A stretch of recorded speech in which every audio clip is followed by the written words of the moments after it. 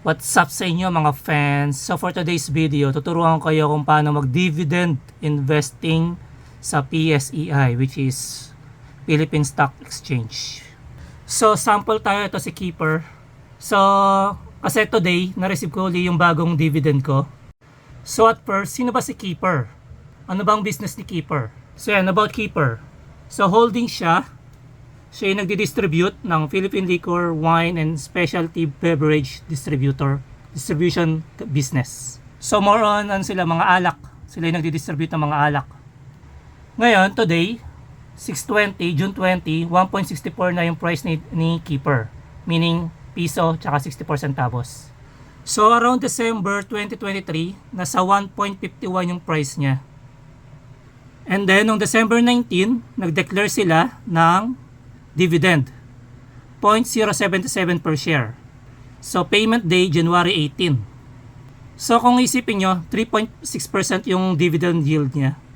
So ano bang dividend? Dividend is yung tubo ng company sinishare nila sa mga stockholder nila. For example, kung ako meron ng 100,000 hawak na shares ng dividend ng Keeper, meron akong 0.077 times 100,000.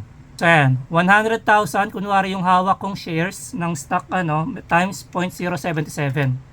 So meron akong 7,700 na makukuhang dividend. Syempre mamayos pa yung tax dyan, mga 10% yata.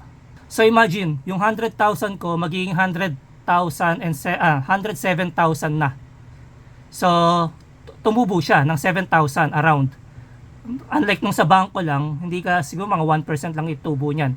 Pero dahil invest ako sa kay Keeper, magkaroon ako ng 7,700 na payable sa January 18. So sa total sample lang naman to, ayan, nung January 19, yung Keeper ko na hawak kong stock. Nung January 19, meron akong 85,070 na hawak na Keeper. So that time, binigyan ako ng 5,895. So sa titingin nyo, maliit pa lang yan. 5,000 lang naman yan. Pero kasi ang hawak ko lang naman na shares is 85,000 lang. So, at least, di ba, kumita siya ng 5,895. Kesa nasa bangko lang na tinatalo lang ako ng inflation yung pera ko. So ang ginawa ko, nung nakuha ko yung 5,895, bumili ulit ako ng panibagong stock ng Keeper. So nung bumili ulit ako, doon na nag-compound na yung dami ng stock ko. Dumami na yung stock ko. And then, eto, nung May, nag-declare ulit ang Keeper ng dividend ulit, May 13. So this time, magkano na siya? Ayan, 0.01 per share. Lumaki na yung dividend na binigay nila sa amin. So payment niya is June 20, which is now. So yung yield niya is 4.8% na, which is mas malaki na. Imagine, January, February, March, April, May. After 4 months, binigyan kami uli ng tubo ni Keeper. Yung pera ko, wala akong ginagawa. Nasa stock market lang. Wala akong ginagawa, pero bibigyan na naman nila ako ng tubo. So ngayon, bumili ako kasi paulit ako ng stock ng Keeper. So naging 97,000 na yung hawak kong stock. So ngayon, mas malaki na rin yung dividend nila na binigay per share. Lumaki na rin yung nakuha ko, net amount ko, which is 8,700 na. So kanina 5,700 plus, ngayon 8,700 na. Imagine tumubo ako ng around 14,000. So around ng 5 months, 4 months na hawak ko lang yung stock ko na ng Keeper. Wala akong ginagawa. Walang nasa stock market lang yung pera ko, pero tumubo siya ng 14,000, around 14,000. Dahil nga may binili ako na stock ng Keeper. Kaya nasa bangko lang, hindi tutubo ng 14,000 yung kung nasa bangko lang yan, di ba? Ayan, pa ako, nagpo-post pa ako sa Instagram. So yung Instagram para tong Facebook, pero mga investment, mga stock market. Dahil sobrang excited ko. Yan ulit, today pala payment ng Keeper. Thank you, sana every quarter na to. So yun, I'm expecting na every quarter, hopefully, magbigay ulit sila ng dividend sa amin para, di ba, habang hawak ko yung stock ko ng Keeper, nabibigyan lang ng tubo. Pero hindi pa naman sigurado yan. Kasi special dividend lang naman yung ngayon eh.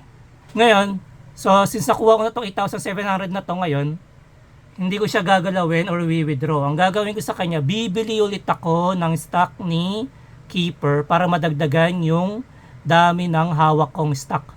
So once habang dumadami to, mas lumalaki yung nakukuha kong dividend. So yun ang tinatawag na compounding. Habang dinadagdagan mo yung stock mo, dumadami rin yung bigay sa'yo na tubo or dividend.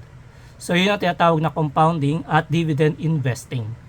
So eto, isa pa lang to sa mga hawak ko na maliliit pa lang yan. Pero syempre meron pa akong hawak na ibang stock na malaki talaga, na tulad ng SGP, SCC, DMC, yung talaga yung mga every quarter or every 6 months nagbibigay, tsaka talagang malaki yan yon. Kaya doon ako talaga nag-i-invest ng mas malaki din.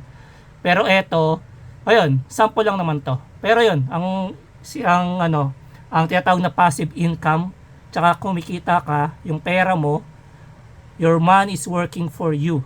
Habang natutulog ka lang, habang kumikita yung pera mo. So ayan, wala nang pakialam actually pag tumataas siya, bumababa yung value, wala nang pakialam dyan.